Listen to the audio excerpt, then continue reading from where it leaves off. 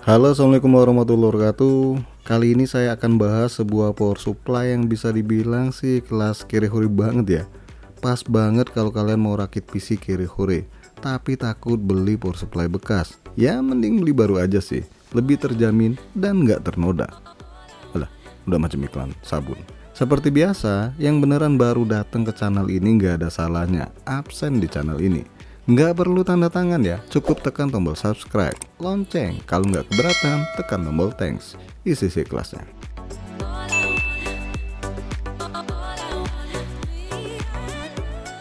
Tahun kapan sih ya? Saya ingat-ingat lupa, lupa ingat. Pernah buat PC rakitan pakai power supply satu ini. Cuma yang saya pakai waktu itu dayanya 500 watt. Speknya sih nggak kenceng-kenceng banget ya. Pakai Core i3 Gen 10, RAM-nya 8 GB, 8 atau 16 ya, 2 keping ya. Kemudian VGA-nya pakai Nvidia GTX 1060 3 GB yang butuh power 1x6 pin. Dan harusnya spek yang saya sebutin tadi cukup banget disuplai daya power supply 500 watt. Nah, kali ini kita bakal bahas adiknya dari power supply tersebut karena dayanya hanya 400 watt. Yap, ini dia nih, Aerocool United Power 400 watt. 80 plus putih atau biasa dengan harga barunya hanya Rp390.000. Garansi resminya 2 tahun. Dan power supply ini sendiri dipegang oleh DTG ya sebagai distributor resmi Aerocool. Nah, gimana coba dibanding beli bekas yang non garansi dengan rentang harga 200 hingga 300 ribu, mending ini sih ya. Garansi panjang dan komponennya masih seger semua. Ya kecuali kalian beli power supply bekas yang garansinya masih panjang banget. Oke, langsung aja kita buka dan kita lihat paket penjualan dari power supply murah satu ini.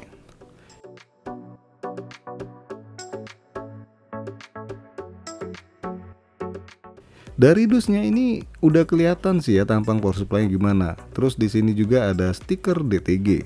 Kemudian daya power supply-nya juga.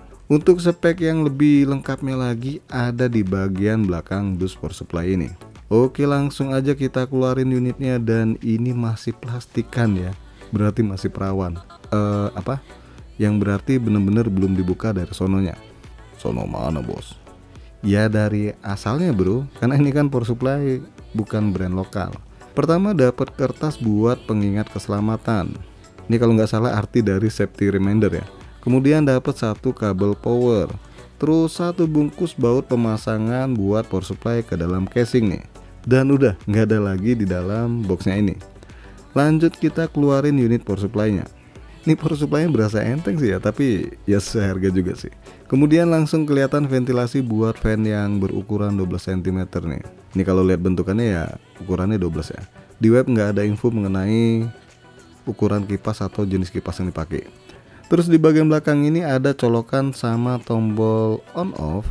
Dan pada bagian samping bisa dilihat input daya di power supply Aerocool United Power 400 watt.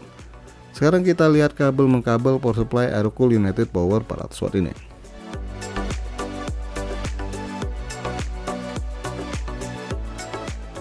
Kabel PSU-nya udah flat ya dan udah black semua.